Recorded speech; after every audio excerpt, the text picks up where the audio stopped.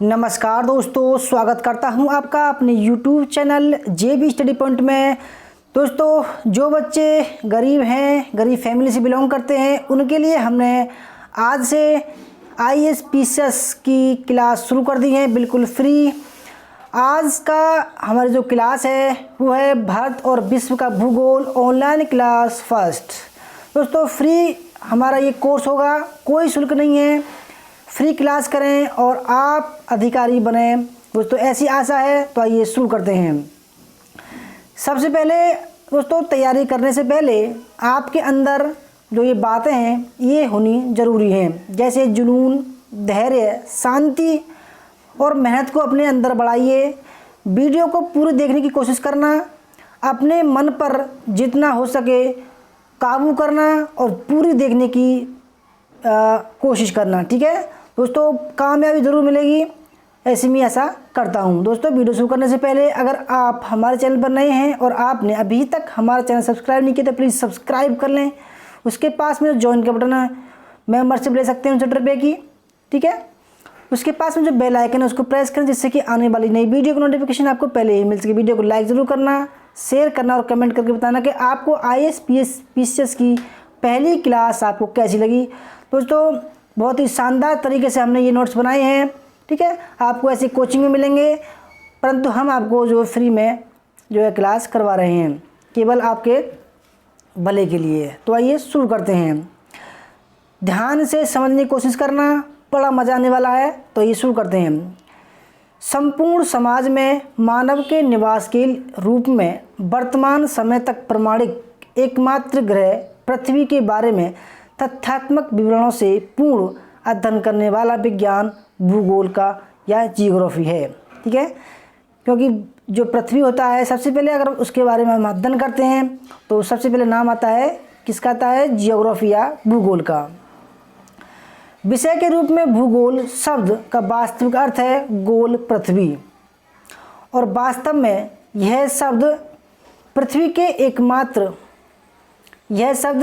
के मात्र एक ही गुण का परिचायक है, न कि संपूर्ण भूगोल की वास्तविक सीमाओं का। अंग्रेजी भाषा का शब्द जियोग्राफी दो शब्दों से मिलकर बना है, जियो यानी कि पृथ्वी, ग्राफी यानी कि वर्णन, अर्थात जियोग्राफी का अर्थ है पृथ्वी का वर्णन। यह शब्द भूगोल के संपूर्ण अध्ययन क्षेत्र का द्योतन कराने में अपूर्ण है, क्योंकि मात्र पृथ्वी का वर्णन कर देने से भूगोल का वास्तविक लक्ष्य नहीं प्राप्त किया जा सकता है। विभिन्न विद्वानों द्वारा प्राचीन काल से ही इसे एक शास्त्र के रूप में मान्यता प्रदान की गई है, जिसके अंतर्गत पृथ्वी के वर्णन के साथ ही साथ विभिन्न देशों के निवासियों के रहन सहन, मुख्य धरातलीय आकृतियों का अध्ययन तथा विभिन्न क्रियाओं जैसे ज्वालामुखी, भूकंप, ज्वारभाटा, लहरें आदि को महत्व प्रदान किया गया। समय परिवर्तन के साथ तो वर्तमान शताब्दी में संपूर्ण भौगोलिक अध्ययन को संपूर्ण पृथ्वी के अध्ययन से हटाकर धरातलीय पेटियों में मानव के कल्याण के समस्त पहलुओं को शामिल कर लिया गया है, तथा भूगोल के मूल अर्थ पृथ्वी के वर्णन के स्थान पर गणितीय विधियों से उनके सत्यापन पर एवं विश्लेषण का कार्य भी किया जा रहा है। चूँकि मानव अपने रहन सहन एवं क्रियाकलापों द्वारा मूल भौगोलिक वातावरण में परिवर्तन करता है, अतः वह स्वयं ही एक भौगोलिक तत्व है, और इस प्रकार से मानव एवं पृथ्वी के आंतरिक संबंधों की दृष्टि से भूगोल का अध्ययन काफ़ी महत्वपूर्ण हो गया है। वर्तमान समय में भूगोल के अंतर्गत निम्नलिखित प्रमुख शाखाओं का अध्ययन किया जा रहा है। तो दोस्तों, हमें ये पता होना चाहिए कि भूगोल की शाखाएं कितनी हैं, ठीक है। तो उसकी जो है 2 शाखाएं हैं, उन शाखाओं में भी उप शाखाएं होती हैं। तो पहली शाखा है भौतिक भूगोल, फिजिकल जियोग्राफी। इसके अंतर्गत मानव से संबंधित भौतिक वस्तुओं जैसे पृथ्वी, समुद्र, वायुमंडल आदि के तत्वों एवं इनमें परिवर्तन लाने वाले प्रक्रमों का तथ्यपरक अध्ययन किया जाता है। समझ गए आप? भौतिक भूगोल में क्या होता है? पृथ्वी, समुद्र, वायुमंडल आदि के तत्वों एवं इनमें परिवर्तन लाने वाले प्रक्रमों का अध्ययन, तथ्य पर अध्ययन किया जाता है। और दूसरा है मानव भूगोल, ह्यूमन जियोग्राफी। इस शाखा के अंतर्गत मानव के जन्म से लेकर वर्तमान समय तक उसके विकास, क्रियाकलापों, परिवर्तनों, स्थानांतरणों आदि का अध्ययन किया जाता है। वर्तमान में इन दो प्रमुख शाखाओं को अनेक उपशाखाओं में विभाजित करके विशिष्टता की दृष्टि से सबका विस्तार अध्ययन भूगोल में शामिल किया गया है। जैसे कि भौतिक भूगोल की उपशाखाओं के रूप में निम्नलिखित अध्ययन विषय अलग से एक भूगोल के रूप में पाए जाते हैं। दोस्तों, आप जो भौतिक भूगोल है उसके बारे में, उसकी कितनी उपशाखाएं हैं उनके बारे में पढ़ते हैं, ठीक है, क्योंकि भूगोल एक बहुत ही बड़ा विस्तृत एक विषय है। उसकी कितनी उपशाखाएं हैं, तो आइए हम शुरू करते हैं। सबसे पहली शाखा है भूविज्ञान यानी कि जियोलॉजी। वैसे तो ये जो सब्जेक्ट हैं ये अलग सब्जेक्ट के रूप में जो है शामिल किए गए हैं, परंतु ये सब जो है भूगोल का ही रूप है। सबसे पहला है भौतिक भूगोल का है और उसकी जो उपशाखा है वो है भूविज्ञान, जियोलॉजी। यह वह विज्ञान है जो भौतिक भूगोल से संबंधित अध्ययनों को आधार प्रदान करता है। इसके अंतर्गत पृथ्वी की उत्पत्ति, उसकी संरचना, संगठन एवं शैलों के रूप में वर्तमान, उसके ऐतिहासिक पहलुओं का अध्ययन किया जाता है। इसमें उन प्रक्रमों का भी अध्ययन किया जाता है जो शैलों की मूल अवस्था में परिवर्तन के लिए उत्तरदायी होते हैं। दूसरी है भौतिक भूगोल की समुद्र विज्ञान, ओशियनोग्राफी। इसके अंतर्गत सागरों की उत्पत्ति, उनकी गतियाँ, तापमान, लवणता, उनका मानव जीवन पर प्रभाव आदि का अध्ययन किया जाता है। तीसरी है जलवायु विज्ञान, क्लाइमेटोलॉजी।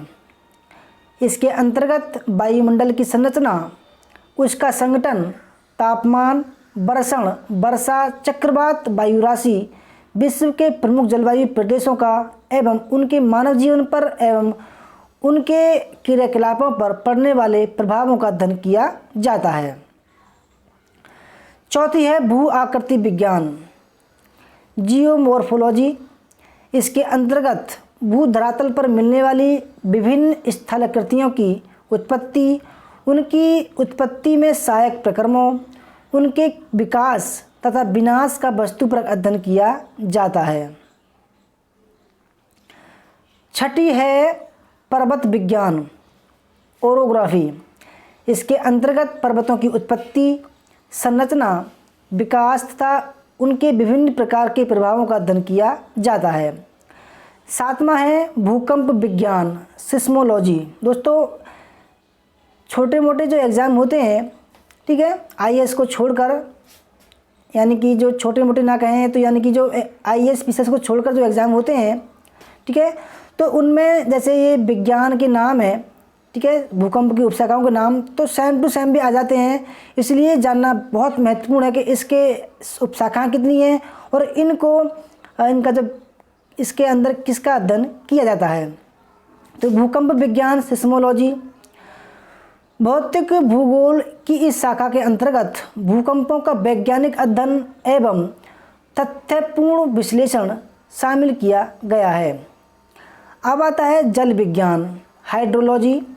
इस विज्ञान के अंतर्गत भूपृष्ठ के ऊपर या उसके नीचे प्रभावित होने वाली जल राशियों का अध्ययन, उनके भौतिक प्रभावों की दृष्टि में रखकर किया जाता है। भूगति विज्ञान, जियोडायनामिक्स। इसके अंतर्गत पृथ्वी के आंतरिक भागों के गतिक बलों एवं प्रक्रमों का अध्ययन किया जाता है। गतिक बल ऐसा होते हैं दोस्तों, जैसे पृथ्वी है, इसके आंतरिक भाग में कुछ जो बल होते हैं, फोर्स जो होते हैं, वो एक दूसरे के अट्रैक्टिव होते रहते हैं। जैसे भूकंप आता है तो किस वजह से आता है, ठीक है, तो जो ये प्लेटलेट्स होती हैं ये तो कुछ मूव करती रहती हैं, ठीक है, इधर उधर होती रहती हैं। तो इसके अंतर्गत पृथ्वी के आंतरिक भाग के गतिक बलों, जो गतिक बल होते हैं एवं प्रक्रमों का अध्ययन किया जाता है। 10वां है भूकालानुक्रम, ठीक है, भूकालानुक्रम। जियोक्रोनोलॉजी, यह भूविज्ञान एवं भूगोल में प्रयुक्त होने वाली ऐसी प्रणाली का विधि है जिससे पृथ्वी एवं उससे संबंधित तत्वों की ऐतिहासिक समय सारणी तैयार की जाती है। आश्म या चट्टान विज्ञान, लिथोलॉजी, इस विज्ञान के अंतर्गत चट्टानों एवं शैलों के वृत्त प्रतिदर्शों मैक्रो मॉडल्स के आधार पर उनका वैज्ञानिक अध्ययन किया जाता है। 12वीं है भौतिक भूगोल में पुरा भूगोल, पैलियोजियोग्राफी, भूगोल की शाखा के अंतर्गत भूवैज्ञानिक समयों के अनुसार भूपृष्ठ पर वर्तमान रही स्थल एवं जल सन्निहित संहतियों के प्रतिरूपों का अध्ययन किया जाता है। 13वीं है भू आकृतिकी, ठीक है।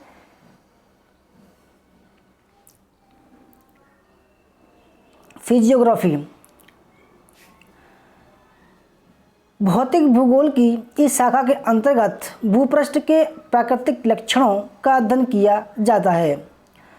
14वीं है संरचनात्मक भूविज्ञान, स्ट्रक्चरल जियोलॉजी, भूविज्ञान की यह शाखा भौतिक भूगोल से घनिष्ठ रूप से अंतर संबंधित है क्योंकि इसमें शैलों के स्तरों, उनकी निक्षेपण स्थिति, आयु, स्वरूप, भूपृष्ठ पर उनके वितरण आदि का अध्ययन किया जाता है। 15वीं है जैव भूगोल, बायोजियोग्राफी, भूगोल की इस शाखा के अंतर्गत जीव जंतुओं एवं पेड़ पौधों के भौगोलिक पक्षों जैसे धरातलीय एवं जलवायविक संबंध, प्रभाव तथा वितरण का क्रमबद्ध अध्ययन किया जाता है। विश्व रचना विज्ञान, कोस्मोग्राफी, यह विज्ञान खगोल, भूविज्ञान तथा भौतिक भूगोल इन 3 विषयों का सम्मिलित अध्ययन करता है, किंतु इसका विषय क्षेत्र खगोलीय पिंडों तथा पृथ्वी के प्रमुख लक्षणों के वर्णन एवं चित्रण तक ही सीमित रहता है। 17वां है पारिस्थितिकी, इकोलॉजी, इसके अंतर्गत जीवों एवं उनके वातावरण के पारस्परिक संबंधों का अध्ययन किया जाता है। 18वां है हिमनद विज्ञान, ग्लेशियोलॉजी, जो ग्लेशियर होते हैं दोस्तों, बर्फ़ के बड़े बड़े खंड होते हैं, बड़े बड़े टुकड़े होते हैं, ठीक है, तो उनको ग्लेशियर बोलते हैं। तो उसी का हिमनद या तो इस विज्ञान के अंतर्गत हिमनद या हिमानियों के रूप में स्थित बर्फ़ एवं उसके विभिन्न रूपों, प्रकृति, वितरण, प्रक्रम के रूप में कार्य एवं तज्जनित परिणामों, स्थलाकृतियों का अध्ययन किया जाता है। 19वां है सरोवर विज्ञान, लिम्नोलॉजी, विज्ञान की इस शाखा के अंतर्गत ताज़े पानी की झीलों एवं सरोवरों की उत्पत्ति से लेकर संपूर्ण जीवन चक्र का वैज्ञानिक अध्ययन किया जाता है। 20वीं है खनिज विज्ञान, मिनरलोलॉजी, यह भूगर्भ विज्ञान की वह शाखा है जिसके अंतर्गत खनिज पदार्थों की उत्पत्ति से लेकर उनके गुणों, विशेषताओं एवं वितरण का वैज्ञानिक अध्ययन किया जाता है। जैसे कि विटामिन हो गए, प्रोटीन हो गए, ठीक है, ये क्या हो गए, मिनरल हो गए। इसके बाद में है पादप भूगोल, फाइटोजियोग्राफी, भूगोल की इस शाखा के अंतर्गत भौगोलिक वातावरण के अनुसार पृथ्वी पर पौधों के वितरण एवं उनकी विशेषताओं का अध्ययन किया जाता है। ज्वालामुखी विज्ञान, वोल्केनोलॉजी, इस विज्ञान के अंतर्गत ज्वालामुखियों का समग्र रूप में अध्ययन किया जाता है। इसके अध्ययन में ज्वालामुखी की उत्पत्ति, प्रकृति, निःसृत पदार्थों यानी कि जो निकलते हैं पदार्थ, लावा, मैग्मा जो होता है, ठीक है, वितरण तथा प्रभावों के अध्ययन को प्रमुखता दी जाती है। इसके बाद में है प्राणी भूगोल, जूजियोग्राफी, इस विज्ञान के अंतर्गत भूपृष्ठ पर मिलने वाले प्राणियों, विशेष रूप से जानवरों के वितरण का अध्ययन किया जाता है। इसके बाद में आता है मृत्तिका विज्ञान पेडोलॉजी, इसके अंतर्गत मिट्टी के निर्माण, उसकी विशेषताओं एवं भू धरातल पर उसके वितरण का वैज्ञानिक अध्ययन किया जाता है। 25वां है सूक्ष्म मौसम विज्ञान माइक्रो मेटियोरोलॉजी। मौसम विज्ञान की इस शाखा के अंतर्गत वायुमंडल की सबसे निचली परत का क्रमबद्ध एवं सर्वांगीण अध्ययन किया जाता है। भौतिक भूगोल में अब 26वें नंबर पर आती है गुफा विज्ञान स्पेलियोलॉजी। भूगोल की इस शाखा के अंतर्गत घासों का भौगोलिक पर्यावरण के संबंध में विशिष्ट अध्ययन करते हुए धरातल पर उनके वितरण को दर्शाया जाता है। इसके बाद में है घास विज्ञान एग्रोस्टोलॉजी। भूगोल की इस शाखा के अंतर्गत घासों का भौगोलिक पर्यावरण के संबंध में विशिष्ट अध्ययन करते हुए धरातल पर उनके वितरण को दर्शाया जाता है। दोस्तों ये जो 26वां है इसमें गुफाओं, ठीक है, घासों की जगह होगी गुफा। जो गुफा होती हैं बड़ी बड़ी गुफाओं का भौगोलिक वातावरण के संबंध में विशिष्ट अध्ययन करते हैं और उनके जो गुफाएं हैं वो कहाँ पर है, उनकी प्रकृति कैसी होती है, उनके अंदर वायुमंडल कैसा होता है, ठीक है, उसका अध्ययन हम करते हैं। अब जो सबसे लास्ट में है भौतिक भूगोल की सबसे लास्ट की जो उपशाखा है वो है वर्षण विज्ञान हाइटोलॉजी। इसके अंतर्गत वर्षण से संबंधित विभिन्न घटनाओं जैसे वर्षा, फुहार, ओला आदि का वैज्ञानिक अध्ययन किया जाता है। दोस्तों ये हो गया भौतिक भूगोल, ठीक है। अब बात करेंगे हम मानव भूगोल की। तो इससे पहले कुछ जो है वास्तव में ये सब विज्ञान भौतिक भूगोल के अध्ययन में तो सहायक हैं ही, साथ ही अधिकांश विज्ञान की विभिन्न महत्वपूर्ण शाखाओं के रूप में भी स्थापित हैं। चूँकि भूगोल का विषय क्षेत्र क्यों, कहाँ और कैसे को अपना आधार मानता है, अतः ये सभी विज्ञान भूगोल की शाखा के रूप में इससे घनिष्ठ रूप में अंतर संबंध हैं। भौतिक भूगोल की ही भांति मानव भूगोल का अध्ययन भी विभिन्न उपशाखाओं में विभाजित करके किया जाता है जो निम्नलिखित है। अब बात करते हैं मानव भूगोल की, ठीक है, जो क्योंकि मानव भूगोल का जो सबसे पहला पार्ट है वो है मानव भूगोल एंथ्रोपोजियोग्राफी। मानव भूगोल की शाखा के अंतर्गत मानव की उत्पत्ति से लेकर वर्तमान समय तक उसके पर्यावरण के साथ संबंधों का अध्ययन किया जाता है। दूसरा है मानव जाति विज्ञान एथनोलॉजी। इसके अंतर्गत धरातल पर विस्तृत मानव जाति का प्रजातीय इकाइयों के रूप में वैज्ञानिक अध्ययन किया जाता है। तीसरा है सांस्कृतिक भूगोल कल्चरल जियोग्राफी। इसके अंतर्गत विश्व में पाई जाने वाली विभिन्न संस्कृतियों का पर्यावरण के साथ उनके संबंधों को ध्यान में रखकर तथा वितरण प्रतिरूप को दर्शाते हुए वैज्ञानिक अध्ययन किया जाता है। चौथा है सामाजिक भूगोल सोशल जियोग्राफी। इस भौगोलिक शाखा के अंतर्गत नगरीय एवं ग्रामीण जनसंख्या, अधिवास, सामाजिक विशेषताओं, क्रियाकलापों आदि का वैज्ञानिक विवेचन शामिल किया जाता है। पांचवा है आर्थिक भूगोल इकोनॉमिक जियोग्राफी। यह मानव भूगोल की एक प्रमुख शाखा है। इसमें मानव की उत्पत्ति से लेकर वर्तमान समय तक विकसित हुए उसके विभिन्न आर्थिक क्रियाकलापों का समग्र अध्ययन किया जाता है। छठा है मानव भूगोल का कृषि भूगोल एग्रीकल्चरल जियोग्राफी।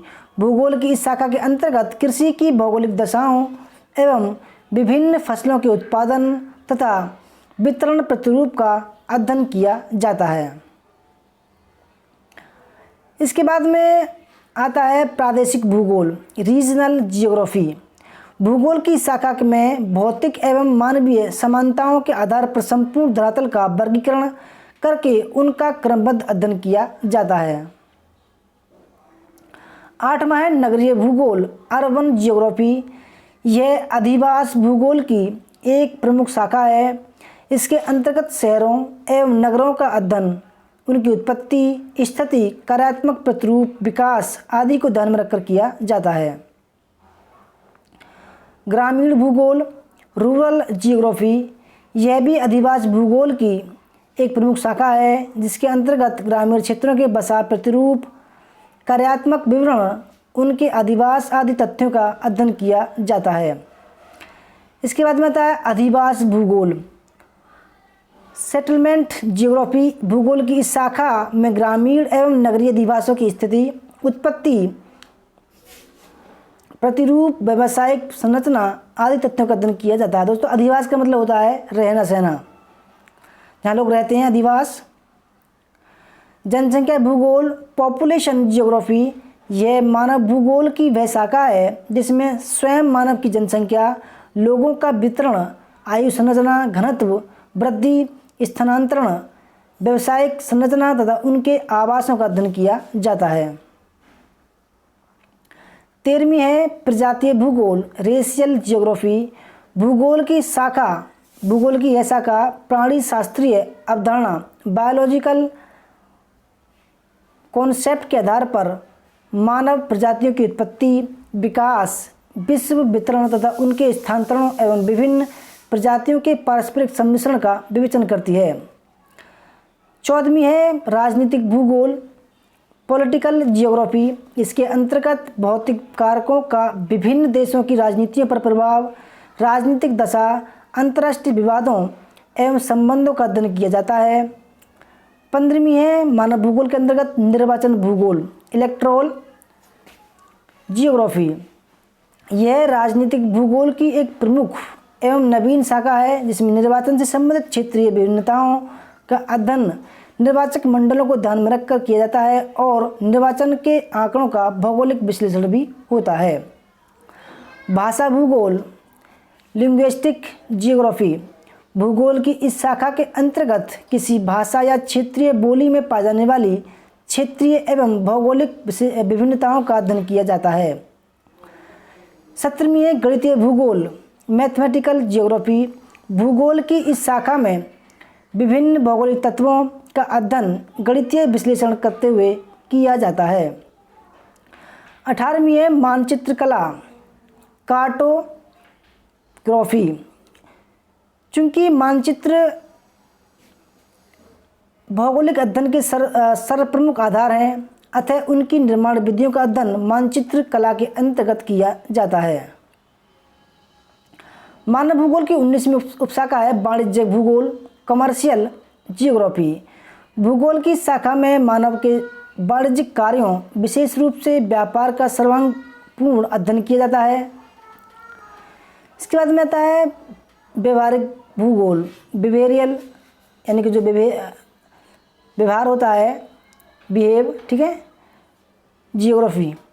इसमें मानव व्यवहार एवं उस पर पड़ने वाले भौगोलिक प्रभावों का अध्ययन क्षेत्रीय एवं स्थानिक विशेषताओं को ध्यान में रखकर किया जाता है।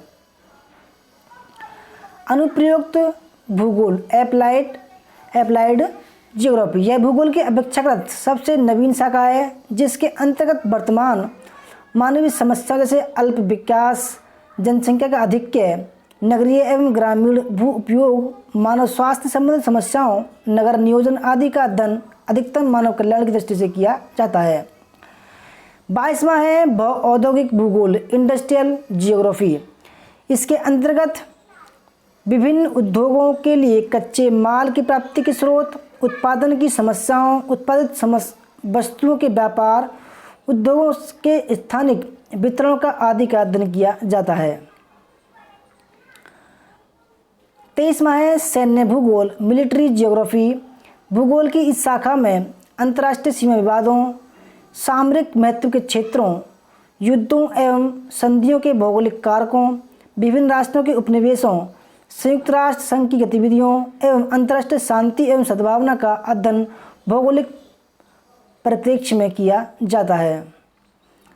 मानव भूगोल की 24वीं शाखा है परिवहन भूगोल, ट्रांसपोर्ट जियोग्राफी। इसके अंतर्गत विभिन्न प्रकार के परिवहनीय साधनों एवं मार्गों पर पड़ने वाले भौगोलिक प्रभावों, उद्योगों, कच्चे मालों एवं कृषि वस्तुओं के व्यापार एवं वितरण पर पड़ने वाले यातायात के साधनों के प्रभावों का अध्ययन किया जाता है।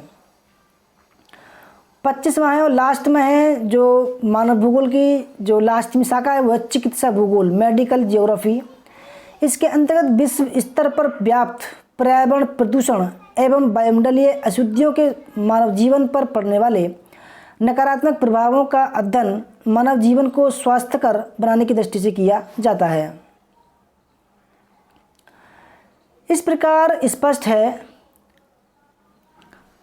कि भूगोल अपनी शाखाओं प्रशाखाओं के साथ संपूर्ण विश्व के समस्त तत्वों का वैज्ञानिक अध्ययन करने वाला विज्ञान है, और चूंकि यह पृथ्वी तल पर प्रतिरूप और प्रक्रम के आधार पर स्थानिक संगठनों का अध्ययन करता है, अतः इसमें देश एवं काल के समन्वित स्वरूप की स्पष्ट झलक दिखाई पड़ती है, जिसका प्रत्यक्ष प्रभाव मानव जाति पर पड़ता है।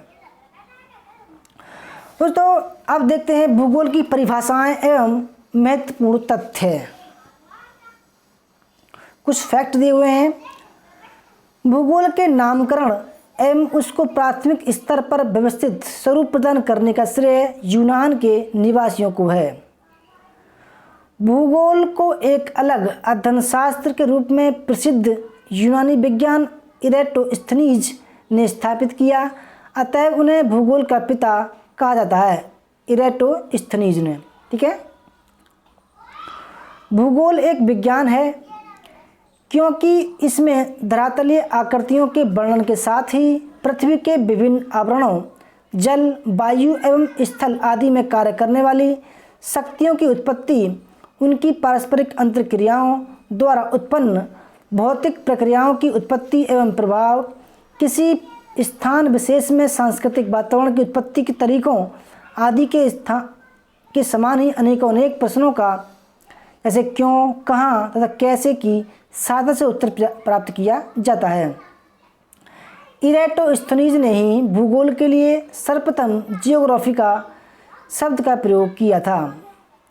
भूगोल एक ऐसा स्वतंत्र विषय है जिसका उद्देश्य लोगों को इस विश्व भूमंडल का, आकाशीय पिंडों का, स्थल, महासागर, जीव जंतुओं, वनस्पतियों, फलों तथा भूधरातल के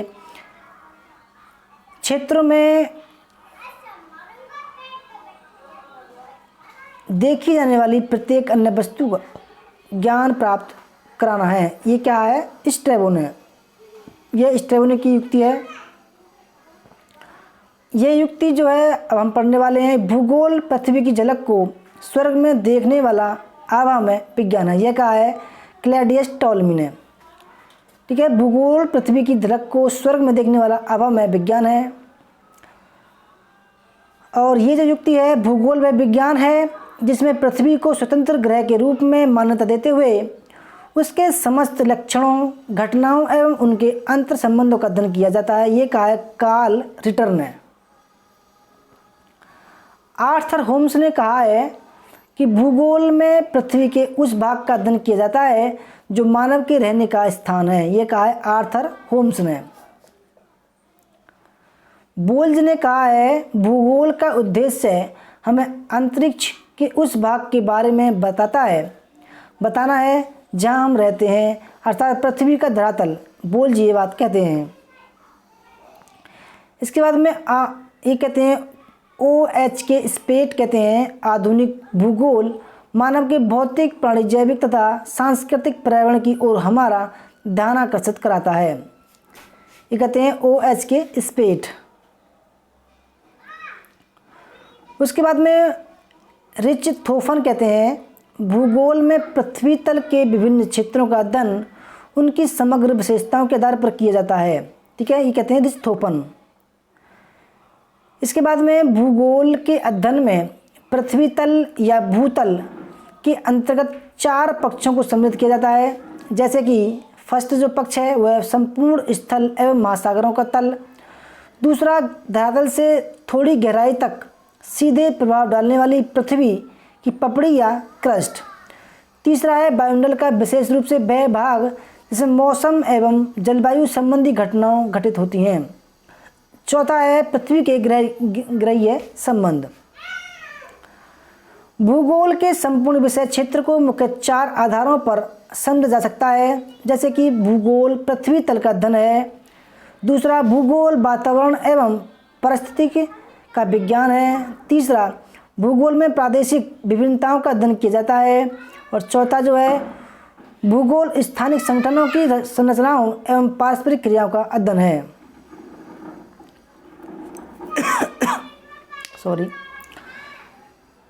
चिर संबद्ध या शास्त्रीय काल यानी कि क्लासिकल पीरियड 700 से पूर्व से 1100 ईस्वी पूर्व तक। मध्यकाल मिडिल एज 300 ईस्वी से 1700 ईस्वी तक। इसके निम्नलिखित उपविभाग हैं। पूर्व मध्यकाल 300 ईस्वी से 700 ईस्वी, अंतर मध्यकाल 700 ईस्वी से 1100 ईस्वी तक एवं उत्तर मध्यकाल या पुनर्जागरण काल रिनेसांस जो काल था वो 1100 से 1700 ईस्वी के बीच तक था। पूर्व आधुनिक शास्त्रीय काल 18वीं शताब्दी और आधुनिक काल 19वीं शताब्दी से जारी है। तो दोस्तों, ये थी हमारी आज की IAS की ऑनलाइन क्लास। फर्स्ट जो आज का जो सब्जेक्ट था वो था जियोग्राफी। आपको कैसा लगा?